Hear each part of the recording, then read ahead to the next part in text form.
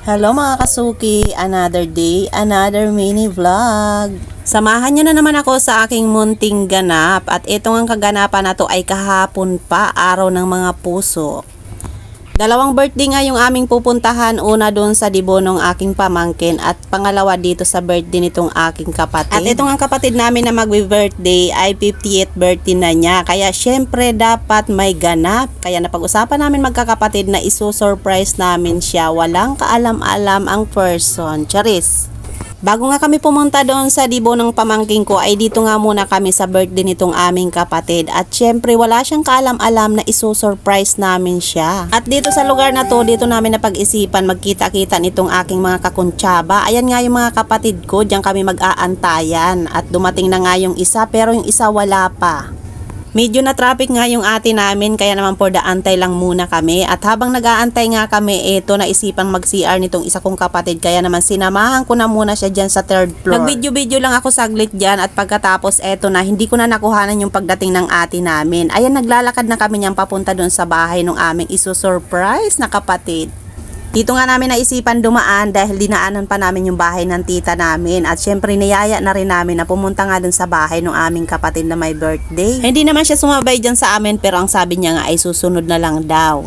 At dyan pa nga lang habang naglalakad kami, iniisip ko na nga kung anong magiging reaksyon ng kapatid namin dahil nga wala siyang kaalam-alam na pupunta kami dito dahil ang alam niya doon kami pupunta sa Dibo. Pero ang akala ko ay kami talaga yung mauunang dumating dito. Abay pagdating ko dito, ayan nandito na pala yung asawa ko pati yung asawa ng kapatid ko kaya parang hindi na ito surprise. Pero sa reaksyon naman niya, abay tignan nyo na lang kung na-surprise ba talaga siya. Chares! Thank you. Happy Valentine's. Oh, asa si Tonton? Pasok mga kapatid! Ano ba yan? Ano sa akin sinabi?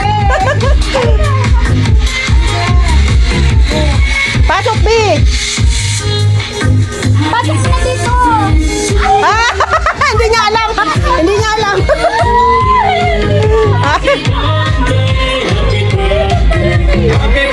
Gulat na gulat ang madam!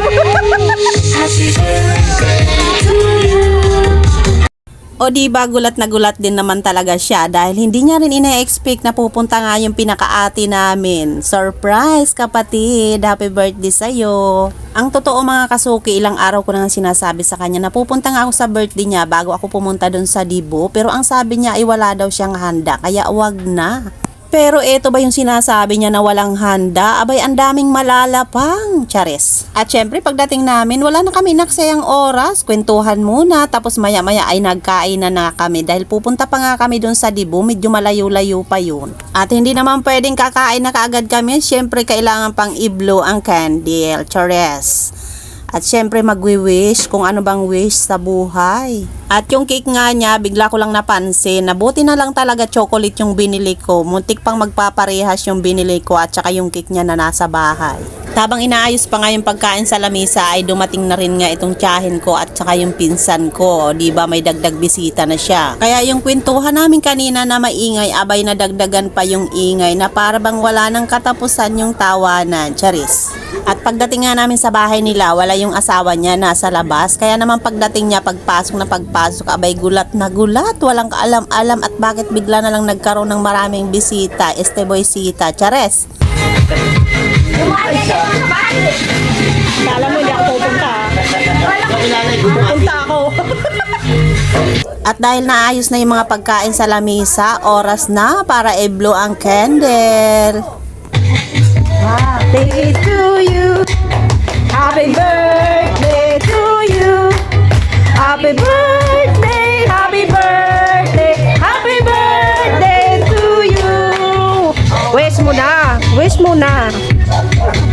Okay. Huwag nyo na lang pansinin yung boses ko sa pagkanta ng happy birthday dahil medyo sintonado pa ang person, Chares. At dahil tapos na kami dito sa birthday ng kapatid namin, ayan sa mga oras na yan ay mga nakabihis na kami at naglalakad na kami papunta doon kung saan nakaparking ang sasakyan nitong kapatid namin. Makikisakay na lang kami dahil wala kaming pamasahe, Chares. At parang gandang-ganda pa nga ako dyan sa hair ko kaya naman salamat sa pamangkin ko na plinansya pa nga yan bago kami umalis. At tulad nga ng sabi ko, sasabay na lang kami dito sa kapatid ko dahil doon din naman ang punta nila. Sayang naman itong outfit ko kung magkukumute kami. Hala, na para bang ako na yung magdidibo. Charis. At ayan, nasa sasakyan na nga kami at ito namang asawa ko. Pormang-porma, ninong yarn. Charis. At hanggang dito na lang muna. See you on my next vlog. Bye!